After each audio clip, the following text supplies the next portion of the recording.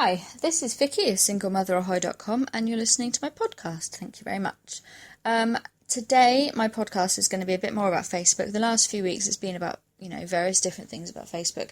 This week I'm going to talk a bit more about why you need to have a Facebook page to promote your blog or business and not a personal account. I know I've spoken about it before, I've blogged about it before, I've mentioned it in a lot of blog posts. It really is something I feel very strongly about. The more I look into it, the more I really do believe that you need a page. And I'm just going to give you a few reasons why. So my first reason is the analytics. With a personal account, you might think that you're getting through to more people, but you don't actually know. You can look at a post that you've put up and say, oh yes, 5 people have liked that, and that was Johnny next door and Jenny down the road, and you can see who's liked it, and that's about it. With a page, it will show you how many people have liked it, but also how many people you've reached, which is usually more than the people who've liked it. So you can see very clearly your reach, you can see your interaction for the whole week and for your reach for the whole week. You can see the demographic of your audience, so whether they're mostly male or female, what sort of age they are, how that compares against the whole of Facebook, which is just an interesting thing really. It's not shouldn't really change what you post, but it's interesting.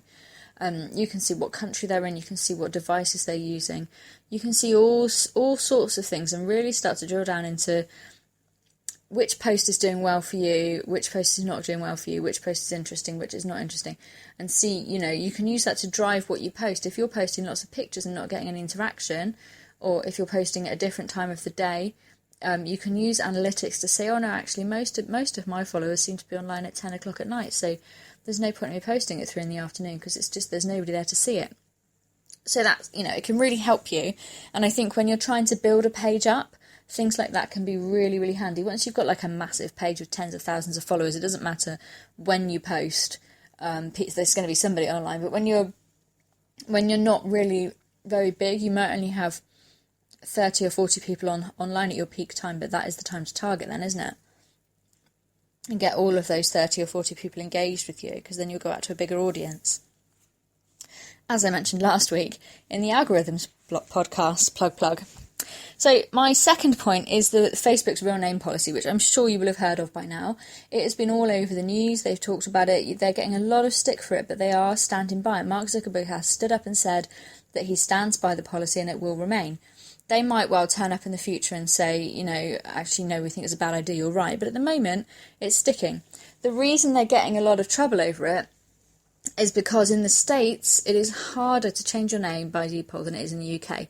In the UK, you can fill in a deed poll form. It'll take you about 2 weeks. It'll cost you about 40 quid and you're done. That's it. It's very easy. Some people change their name every few months, every few years, whatever. It's very, very easy to do. In the States, it is a much more complicated process. I think it probably costs an awful lot more money. So, whereas over here, if somebody is transgender and they want to change their name, or if they're, trying to escape from an abusive relationship or live in hiding for whatever reason, they can just change their name. In the States, you find there are a lot of people who are living under an assumed identity without ever making the legal changes to their names. And transgender people especially have really been kicking off about this because they think, rightly so I think, that they're being penalised against because they're using a different name.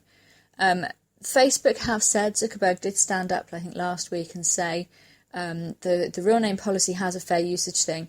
It's not about it being your real name on your birth certificate, it's about the real name that you are known as, people know you as that name. And that's fair enough, but the way that they're working it that's not how it is at all, because when they come across your account and decide that it doesn't look like a real name, they suspend it and demand that you provide legal documentation to prove your name. So if you've never changed your name, you don't have legal documentation. Or if your personal account is Johnny's Sweet Shop, you don't have legal documentation to prove that's your name, and you can't give them documentation for your business because they'll say that's not a personal thing. A lot of Native American people are getting caught up in this because however Facebook is checking these things, they don't kind of recognise a lot of Native American names as names. So a lot of people getting their accounts suspended. The reason that's a big deal for bloggers and businesses that are using Facebook is obviously that they might well suspend and then delete your account if you can't prove that that's your name. And then you will lose all of the following that you've worked very hard to build up. Bloggers in particular, I know, work very, very hard in building up a community of people that they interact with on a daily basis.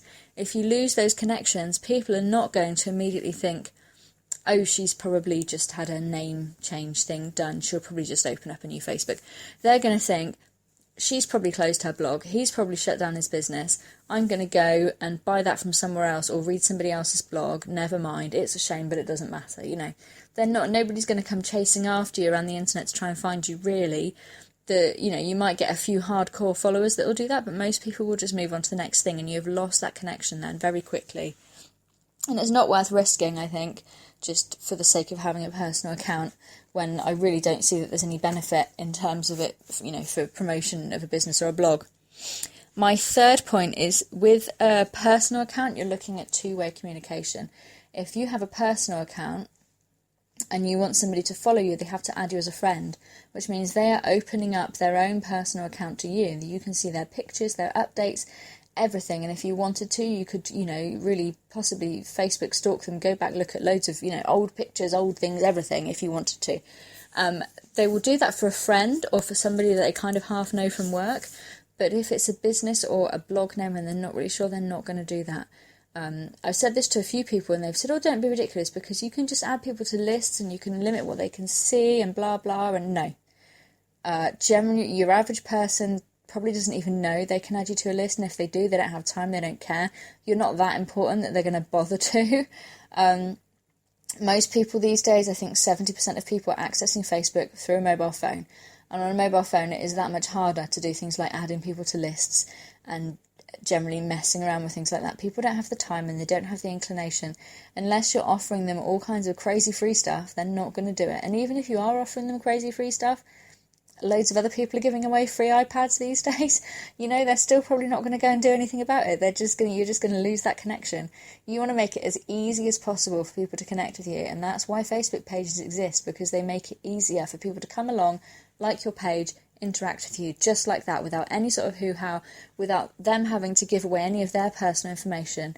That's why they work so well, and that's why you need one rather than a personal account. My fourth point is about boosting and scheduling. With a personal account, Facebook rightly assumes that a single person has nothing to promote and therefore no need to boost posts or schedule them, so they don't give you that option.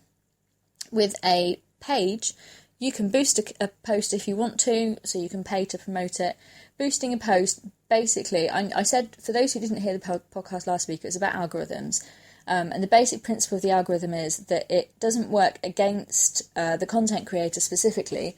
It works in the favour of the end user getting something they want to see under their nose on their Facebook feed. A boosted post will override that algorithm and get your post underneath the nose of somebody who might not necessarily have ordinarily seen it, perhaps somebody who doesn't like your page already, or doesn't normally interact with you, whatever. You can pay for the post to be put under their nose, but you can't pay for that person to then like and interact with it. So just a word to the wise about boosting, you need to think carefully about what you boost. That's by the by anyway. But you can't boost a post with a personal account at all. You don't even have that option. You're very limited in what people may or may not see of your updates. Scheduling, again, I said with analytics, you can see what time the best time to be online.